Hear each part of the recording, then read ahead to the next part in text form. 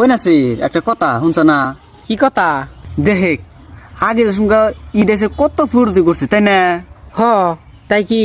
দেখ যে সঙ্গে ছোট কালে আসছিলাম না, ছোট কালে দেখ ঈদ আইলে হাদা হার রাত ঘুম বাড়ি নাই কে, ঘুম না পেরে কি করছি জানিস কি, হার রাত জায়গা থাকছি বেহানা সকালে উঠে কোনো মতো খালি ডুব টুব দিয়ে 2 মিনিটের ভিতরে নামাজ পড়া গেছি, পাঞ্জাবি টাঞ্জাবি পিন্দে নামাজ পড়ে আইয়ে তারপরে রাইতে কি করছি জানিস কি, তারপর রাইতে দুয়ার ধরে ধরে মাইন্সের বাড়িতে টিভি দেখবা নিয়ে গেছি, 2 টাকা করে নিছি।